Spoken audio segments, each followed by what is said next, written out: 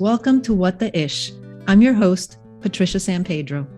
Today you'll meet Larry Olmstead, a former reporter and media executive for 25 years, from the New York Times to the Miami Herald as managing editor, where he helped lead the newsroom to 2 Pulitzer Prizes. When he left that career behind, he found his true calling, to lead a life of service.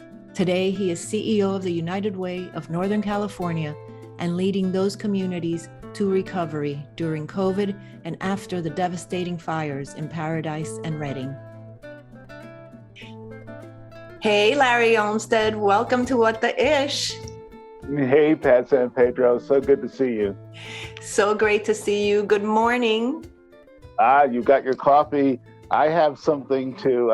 I'm ready to go. And I need it because I'm on West Coast time here. I know, so it's very early for you. It's not as early for me, but we're both cheering with morning coffee. Absolutely. So before we even start here, well, we already started, but aren't you glad you're not working in the media anymore?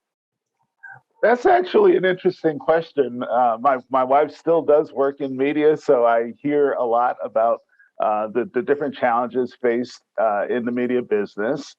And I think that I would find it challenging on the one hand. On the other hand, things evolve, things change all the time. And after I left the media business, I said, I'm not going to be one of the people who wishes for the old days, although in many ways I do. We have to embrace change. But yeah, it's definitely a challenging time. And I think that it matters for me in terms of media's impact on society and the ability to tell stories in a way that helps society move forward, as opposed to keep us mired in controversy and difficulty.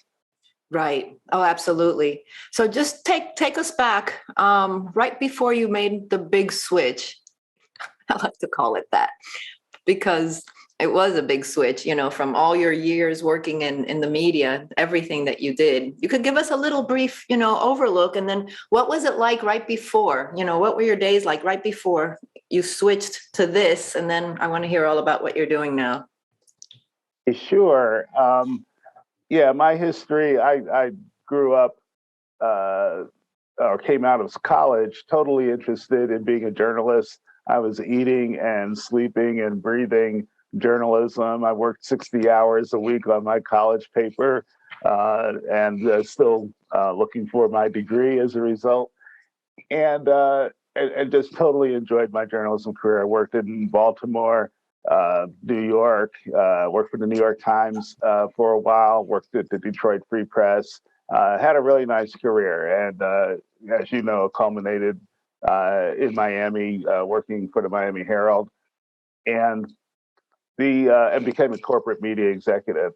So it was a fantastic career. And at the point where, like I like to say, the media business left me because I was working for Knight Ridder and it got sold. Right. And, I had to transition into something else. But at the point where the media business left me, I think the really important thing for me was that I saw we had advanced knowledge that Knight Ridder was going to be sold. We had about an 8 or 9 month period where that possibility was looming in front of us and then was actually going to happen. And I used that 9 months to transition my mind. I used that 9 months to say, okay, I've got it all in front of me and I understand what's going on. And what am I going to do with my life moving forward? I made some decisions that, some were good, some were not so good, probably. Like one of the not so good decisions was I thought, hey, now's the chance for me to finish my degree. And I took one course online and then I went back to work because I'm kind of that kind of person. and that actually would have probably been a good idea to have finished my degree at that time. However, in the meantime, I dove into other things. And like I said, to me, the best part of that transition was being willing and able to let go of all of that. And, Pat, my last comment on this was I worked for the New York Times for a while. And the New York Times, of course, is a great institution. And the people who work there, it's very easy to have that as part of your identity. So, in other words, you're walking around, your name all of a sudden becomes Larry Olmstead of the New York Times. Right, right. It's all you want Mm-hmm. to. You're at a cocktail party, you want people to know, yeah, work for the New York Times. You wear your business card on your lapel. Exactly, and and um, and I realized after a while that, hey, am I wrapped up in, is my identity as a journalist, or is my identity as someone who wants to be in service? And for me, journalism was always a calling, and it was a calling about service. And I think that was the important transition for me, to understand that I love journalism, but really what my life needed to be about was service. Isn't that so interesting? I think so many people identify with what they do as who they are, and that can be a New York Times editor or reporter, right? Or it can be a mom Yes, or a no question dad about it. or a wife. Yeah, I think what it gets at is not so much what's your title or what you're doing, but why are you doing it? What is the why for you? And the it's very, you've been in the media business. It's part of the media business is about, oh, I have a chance to express myself.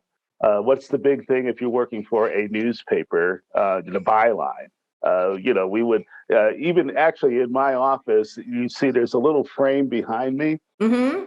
On that, what's in that picture is the plate from the front page of the New York Times the day I got my first front page byline at the Times. Oh, wow. And the Times's routine at the time, might still be, is to, when you get your first front page byline, they give you a reproduction of the plate.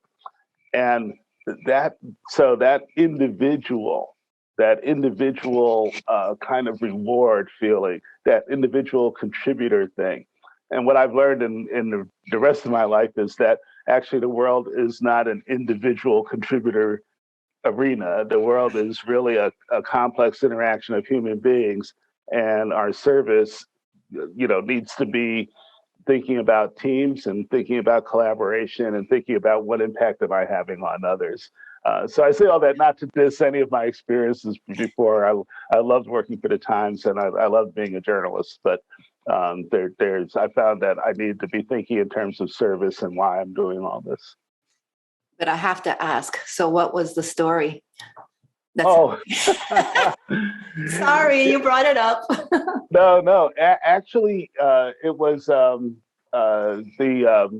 authorities were indicting the managers of a process where they were giving school construction projects out, and they were doing it. It was corruption. Ah. And it was actually an easy story. The interesting thing about it was that the Times editors just felt like I needed to be on the front page. So they had a press release. They said, this is going to be a front page story for sure. Let's have Larry write it. That's basically how it went down. And is that kind of place where they feel like those types of things are important as a way of just, moving you into the staff. Right. Kind of integrating you into the operation. So it was an interesting place, no question about it. I love it. Well, for those that don't know, Larry and I worked together many years ago at the Miami Herald. I can't even remember how long ago it was, Larry. I left there. I think I left in 2001. I left in April 2001. How can I forget? Yeah, that was just after I left. That was just after you left. But, knowing you from our time there, I always knew that you were a good human being, that your essence was about service. It wasn't about anything other than that. I mean, it just oozes from you. So that's why I wanted to talk to you today, because I just think you're awesome. So let's fast forward then to what it is that you're doing now. How did you get to this? It's definitely a transition from what you were doing before. Different. Yeah, yeah, thank you. The uh, company we used to work for, as you might remember, was very big on community activity and community affairs, Hmm. and part of that was relationship with the United Way. And throughout my career in journalism, I had a lot of exposure to United Way. Newspaper companies wanted to be civically active. Hmm. Um, as basically after I left the newspaper business, first I went into consulting and I did human resources, organizational development, executive coaching. And one of my clients early on happened to be United Way Silicon Valley, the United Way in San Jose, California. Um, and that came about through relationships, of course, with the previous company. Um, the I did that work. That was fine. It happened that that agency ultimately hired another former colleague of mine to be its CEO, a woman named Carol Lee Hutton. Hmm. And Carol Lee had been an executive at Knight Ridder as well. She ultimately asked me if could help her with a human resources search. And at the time, I said, "Well, actually, why don't you just hire me because available?" And so she did, and That's that was great. right. That was the start of my career at United Way. And Pat, I'll tell you, when I first took that job, I felt a little bit like a hired gun. I knew a lot from my consulting work with that United Way, and a Hmm. lot from talking to Carol Lee that they had some issues that I could help with, that I could fix. I was going to work each day, but I have to tell you that I didn't feel initially fully invested. I felt like, oh, I'm coming in, I'm cleaning up a couple of things, taking care of a couple of things, and enjoying, for the first time in a long time, kind of a 9 to 5 job. Right. But as time went on, I became more and more invested in the work of that agency, in the organization itself, which had some significant challenges, and um, and just dove in to the point where when that organization finally it's merged now with the United Way in San Francisco. Hmm. When that happened, all the executives, including me, we several of us. Well, I lost my job. I was laid off in that merger. But I wanted to stay in United Way. At that point, I'd invested so much in United Way that, and I'd learned so much, and I realized the power that we could have in terms of helping people. Hmm. I looked for a CEO job specifically because I did not want to be, You wanted to be in charge. I wanted to be not things happening to me, let's put Right. it that way, um, as was happening in San Jose. And uh, the positions that were open at the time, there were 3 CEO jobs in California that were open. One was in Fresno, the other was in Riverside. And this was the smallest one in Redding, California, northern part of the state. Um, I wouldn't say I knew nothing about the North State, but I knew pretty little Hmm. the other places. But as I did my search, I found that this was the place where United Way could make the biggest difference. This was the place where the need, on the one hand, of the community was very high. On the other hand, the caring power of the community was also very high. This is a place where people are willing to roll up their sleeves and help. So this ended up being the best choice for me Hmm. because this was the place I could serve and serve well. And it's worked out that way. So I'm happy about that. So you got there. I don't know, like specifically when you got there in relation to all the very big issues, the fires. Oh, absolutely. It was 2016 when I started, and we were a very small United Way. We had, counting myself, 5 employees, Mm. and we covered 9 counties in Northern California. They're very rural counties, 30,000 square miles. So you can imagine 5 people covering 30,000 square miles doesn't really work Wow. out very well. Um, but we were diving in and doing work, and then In July of 2018, um, a fire broke out near Reading, where we're headquartered, and it ultimately swelled into a wildfire that destroyed about 1,400 homes in our communities. It went into the city of Reading, doing some devastation on the west side of the community.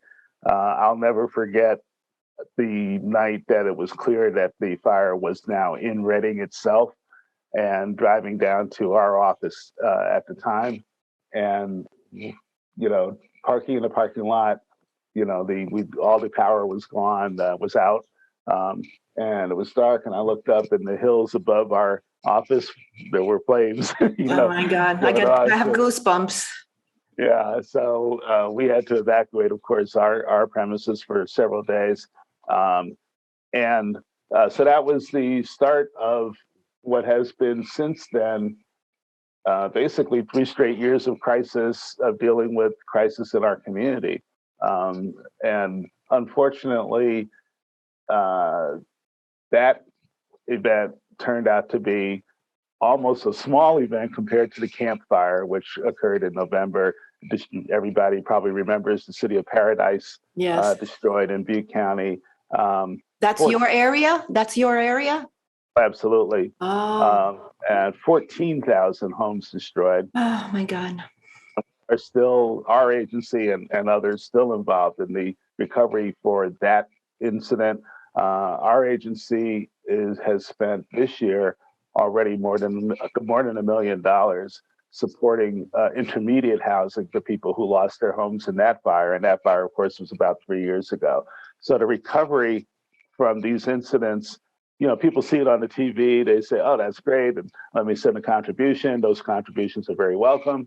And then they think, oh, that takes care of that. Right. These people are in recovery mode for years sometimes. The car fire that hit Reading, the one that forced us to evacuate our homes, we wrapped up, and the community wrapped up its recovery efforts in April of this year. 3 years later? Yeah, exactly. So that's kind of the story on wildfires. And for us, it was transformational. I mean, our whole agency is different as a result of responding to that. And then last year, COVID, of course, that's impacted everybody's life. We're in every way, internally and externally, that has impacted us. Again, we have pushed out probably about 1.7 million or so in assistance to our communities, obviously in concert with others, to deal with the COVID disaster. So to me, those events have been transformational, transformational personally. During the Camp Fire, we gave emergency financial assistance. That was the first thing we started doing. And you go down to those centers, the disaster center, and I probably talked myself to at least 800, 900 people who lost their homes and lost everything in their homes. And when you do that, there's an impact on you. Of course. Some of it is a negative impact, you worry about compassion fatigue and so forth. Right. But a lot of it is a real empathy and understanding that, and almost gratitude for the opportunity to help people at a point in their life, which is maybe the most difficult point of their life, period. Sure. And you say, what a privilege to be part of something that can assist people in this time. So it was just transformational for me and for our agency. And Pat, we now are an agency with 25 employees going on 30. Oh, you've grown. Yeah, we have, before the car fire, we had one office in Reading. We now have operations in Chico. We have a permanent office there, and in two of our other counties, and people on the ground in other counties. So we've grown. Our impact is greater, and it's basically because people saw us reach out directly to people in their time of need and Yeah. deliver real service. They saw the human touch, right? The one-to-one. Yes, absolutely, and the commitment. And the commitment. What we've as I said, we're still helping the campfire survivors. Other people may be, oh yeah, let me move on to something different. No, we're still in there. How does someone, so many thoughts come to my head, how does 14,000 people, you say, lost their homes, and the other one was 1,400. What do they do? I mean, I can't even imagine how you go where you go from there when, of course, what matters most is your life, your loved one's life. We know that. But it's your home. It's like everything. How do people go on, and what do they do, and what does that do to them? I can't even. Yeah, that's such a great question, and the story, of course, the answer, of course, is different for different people. But basically, what we see first, people come out of those situations. First of all, they're in a fog, as you can imagine, and I'm sure people who might have endured Hurricane Andrew back in the '90s or things like that in the Miami area can relate to this. So one of the big challenges is that the steps you do need to take involve dealing with bureaucracy, and you're kind of in a fog, right? So it's difficult. But I think what happens is that first of all, a lot of people will lean on other family and friends, and for that initial, hey, can I stabilize? And to me, that's one of our big things that we want our clients to do. Let's get them stabilized, which means let's get them out of living in their RV or sleeping on somebody's couch, or they're in a tent in a campground. And remember, we have a mostly rural area, so a lot of the people who are impacted by these blazes, okay, I put up a tent somewhere, that kind of thing, right? So the first thing is to get them stabilized to the point where they can actually access, receive, and go after services. And that's a challenge in itself, especially in our region where the geography is such, the road network is such, transportation isn't always easy, and so forth and so on. We end up helping people in our other agencies. Hey, I just don't even have enough money for gas to drive the 50 miles where services actually are located, that kind of thing. So we help people with that.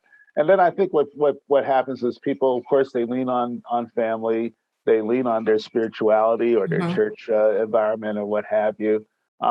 You see a lot of people, the big decision, I think, for a lot of people in those two big fires was, do I stay or do I relocate? Relocate to other family, relocate to other places.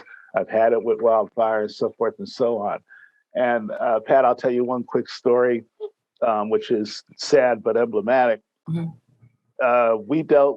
worked with a gentleman in the car fire who lost their home up here in Redding. He lost his home up in Redding.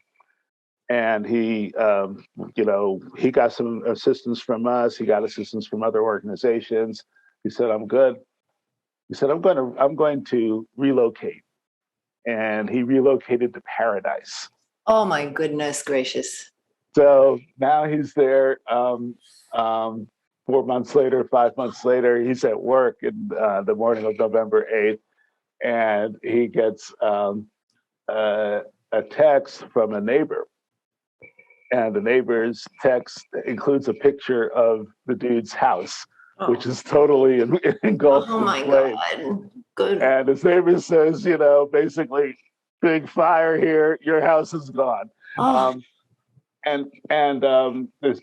I'm talking to this guy at the Emergency Assistance Center down in Chico, and this is what I mean by you're talking to, hundreds of people who are right. And they come in, they're sharing their stories, and so he shows me the picture on his phone, and then he said the bad thing is that the guy who took this picture did not make it out.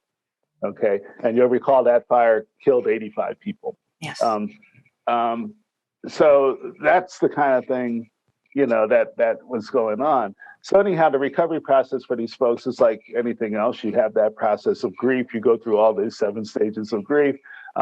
You get the assistance that you get, and I think finally, people come to terms with there's got to be a new life and a new normal, and it's very challenging. This year we did a program working with the Red Cross helped us with some funding, and we did a program where we paid for mental health counseling for, as it turned out, several hundred Camp Fire survivors, because that's the other hidden thing that people don't always think about. When you go through this kind of traumatic incident, of course, there's that kind of mental health scenario, and people need that counseling often just to get centered enough to figure out the next steps in their life. Absolutely. I mean, I remember the need for that after Hurricane Andrew here in Miami. Absolutely. Or any of these disasters. Any of the disasters. I mean, the people in New Orleans, I mean, it just, we could go on and on about that. You know what I also think of when, during these things, obviously the people, the impact on the animals, because I'm such an animal lover, and I saw some things that just like broke my heart. I don't need to know like the specifics because it'll tear me apart. But there was also agencies helping, right? Oh, absolutely. And Pat, in our region, everybody has animals, and not just dogs and cats, horses and farm animals, and it is a huge part. And as you see the wildfires going on in our region now, most of them are occurring in small rural communities where that's the deal.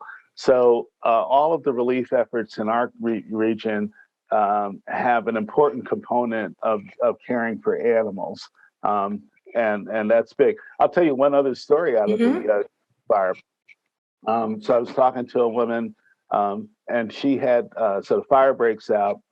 You might recall that in Paradise, there were only 1 or 2 ways out of town, out of that city in terms of the road network.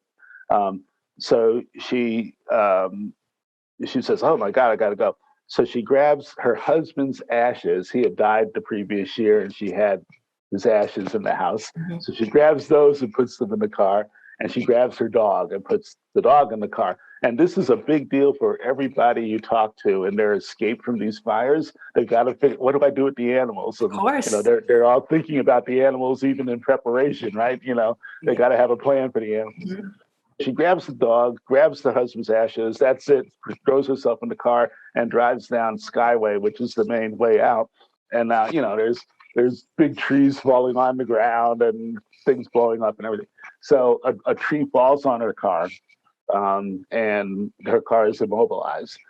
So she's like, "Oh my!" So she gets out of the car, and she says, "Well, husband's ashes. I'm sorry." That's it. Right. Ashes to ashes. Right. But me and the dog are getting out of here, right? So she grabs the dog. She runs down Skyway, and she makes it out, alive. And she says to me, "That wasn't too bad for 72 years old, right?" Because she had to run like about 1.5 miles to get to escape the deal. And I asked her, I said, "How did you do that? What gave you the mental fortitude, the physical fortitude to actually do that?" And she said, the dog, I was just worried about the dog. In that scenario, flaming embers were basically falling from the sky. I kept looking at the dog, making sure the dog was okay. And that was my whole focus as I escaped down Skyway. And it's just a reminder of just how important pets and animals are to people. And in our region, it is a huge deal. It's all about love. It comes down to love, doesn't it? Everything. Thank you for saying that. I think that is absolutely it. And I'm not like a, super sentimental kind of guy. But, on our staff, it's interesting. We were doing some work, strategic work last week with the staff. And, I've left the newspaper business. And Pat, you know how journalists are. They can be kind of cynical, right? Just a little. Just a little bit.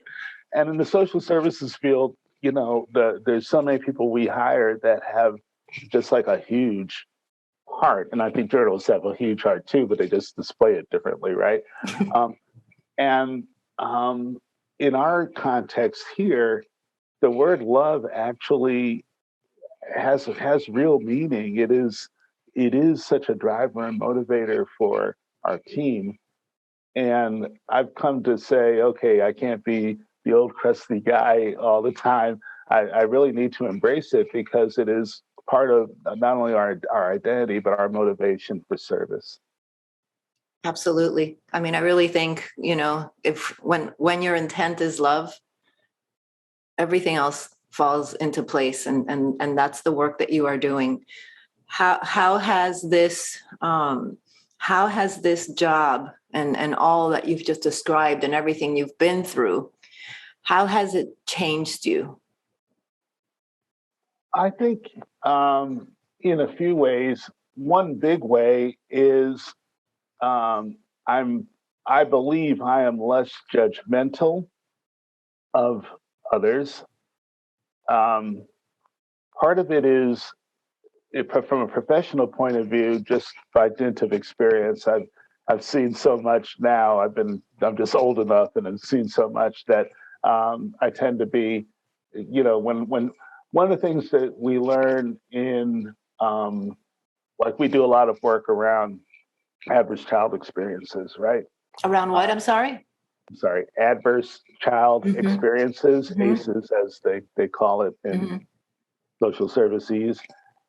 And the basic theory of adverse child experiences, of ACEs, is that if you have a lot of them, you're going to see outcomes at the other end as an adult, right? And one of the things that people say in that realm is that when they're dealing sometimes, let's say, with a young person who's committed an offense, the first question that they come up with is not what did you do? The question is what happened to you? That, in other words, what is your background and experience that led to that? And what I've come to realize in basically this field, in the social services field, is that there's a reason that people behave and act the way they do. That doesn't excuse action, but it's important to understand what those reasons are if you're going to have real hope of helping an individual or helping a community. So from a professional point of view, I think I've trained myself to be less judgmental and to ask more questions. And I think that also plays out in terms of my personal feeling. One of the issues we deal with a lot here is homelessness.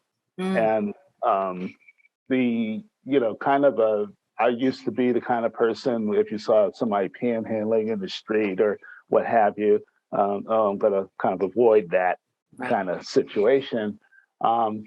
We do that work here. And I had breakfast once with one of my colleagues who's in that realm, and came back, and in front of my parking space, there was a guy sleeping in the grass in front of my parking space at the office. And I got out of the car and woke him up. And of course, he was immediately defensive, and he was, go away and acting aggressive and so forth and so on. And he thought I was there to kick him out and what have you, call the cops, whatever. And I said, no. I sat down on the curb next to him, and then I moved into the grass next to him, and we started talking. And we talked for like more than an hour. And I said, look, here, let me go get a bottle of water for you. It's kind of warm out here. Got him some water. He asked if he could come inside, use the restroom. I let him come inside, use the restroom. And from that day on, I realized I've got to suspend the judgment part of it and remember that people are human beings that need to be acknowledged and respected and treated with dignity, no matter who they are. And that has helped me a lot personally. I feel better at least acknowledging someone's humanity than I do treating them like they don't exist. Right. And it's also helped the agency because it's helped shape our approach to the way we are addressing this issue as an agency. So you're happy now, you feel fulfilled. When we were talking initially, when I reached out, we talked about the ish. What's your ish? Yeah. Professionally, I spend a lot of time, Pat, thinking about why am I in Redding, California?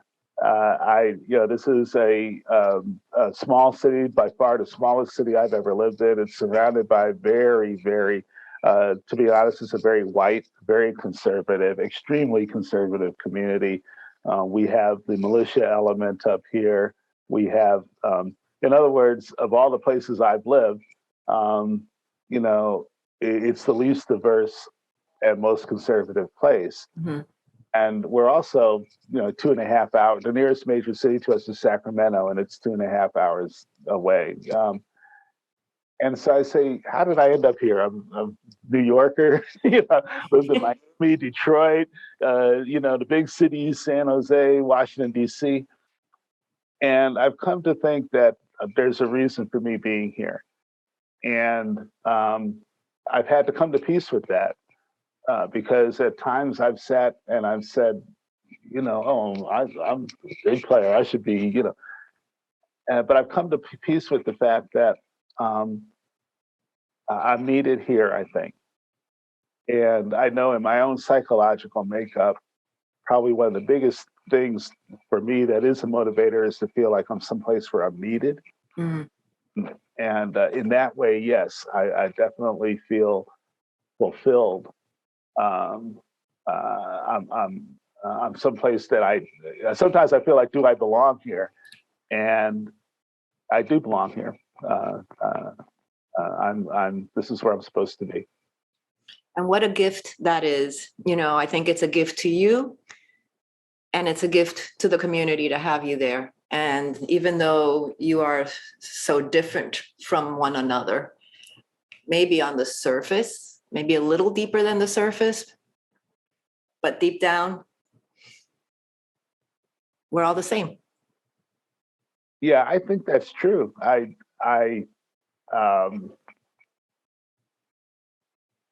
of the things that has been a benefit for me, I think, in my life is that I've been able to live in different places. Mm-hmm.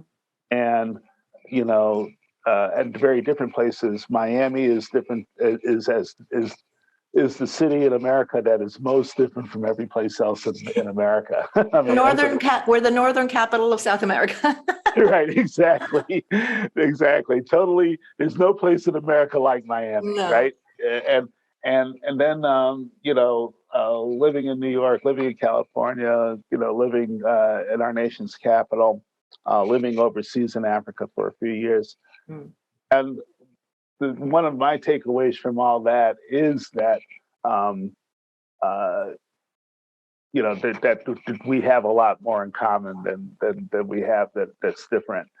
And I think for our agency here, for myself and my colleagues, the level of divisiveness in our country and in our discourse is heartbreaking, because we know that, as an example, when COVID hits, or when a wildfire hits, or whatever, the disease doesn't care what color you are, what have you. The fire doesn't care, what color you are, what have you. How nice your house is. It's still going to be consumed if those blazes are around it, right? And as we deal with clients, I realize when I'm working with a client, I don't have time to think about, what party did you vote for in the last election, or what's your political view, or you've got a flag or a symbol on your bumper sticker or card that I don't like. I don't have time to think about that. It's got to be, you're a human being in distress. Our job is to support that and to help you. And we know that we can't solve problems alone in this world. We know that at our agency, and I know it as a person. Mm-hmm. So we hate this divisiveness, and we at United Way we're like united. We got to be united, my wish is that people could. You mentioned the word love, and as you say, if you come at it from that perspective, then that's 90% of the game right there. And if we can all just understand that none of these problems are going to be solved by, one side gets their way and the other side goes their own, and that's not going to solve any of these problems. It's got to be a structural, systematic, and shared understanding of the solutions. Absolutely. And, as you were saying that, I was thinking, because I've always said, if you're in a disaster or in whatever case and you need a blood transfusion, you're going to say, I only want to get a blood transfusion from someone whose blood is that party or that party. You're like, no, bring it on. Right. You just want to know what. We don't ask these questions. Yep. This as long as the blood type matches, that's all I want to know. Exactly. That's it. Yeah. It's one of life in Miami, and I love living in Miami so much because it is a challenge for people from different cultures to get together and operate. And I always thought, man, I'm in a place where I could wake up, speak nothing but English all day, still get my job done and get my life done. Or I could wake up and speak nothing but Spanish all day, still get everything done, everything's cool. Or I could just speak both and some other stuff. Right. And as you know, it's not perfect how everybody gets along. And it never is, and that's the way the human condition is. Mm-hmm. But I was like, okay, this is the way it is, and the way the world is going, where we've got to learn how to make this cultural mix work, and it's increasingly so as the world gets smaller because of technology. We've got to figure this stuff out. Absolutely. Can't we just learn to live together? To be cliche. Absolutely. Yeah, I would tell you, Pat, by the way, even from afar, you're and working with you as well, but you radiate a positive spirit. And like you were saying earlier, it's just who you are, no matter what you do. And I think one of the things that I try to do is to maintain an approachability and a positive spirit. And it is challenging, whether for anybody in their personal life or professional life, to be able to do that. But I think it's really important nowadays that those people who are able to be positive no matter what the situation is, with a wide range of different kinds of people, step up to that and help provide the level of hope that is needed for our society to keep moving forward. Amen. And thank you. And I think that's the perfect way to end this. Well, what a pleasure. Thank you for everything you're doing. And thanks for your support of me and of us here at United Way of Northern California. Absolutely. Keep up the good work. Bless you for all that you're doing and all the people that you are helping. I'm very, very proud of you, my friend. And vice versa. You take care, Pat. You too, sweetie. You take care. Bye.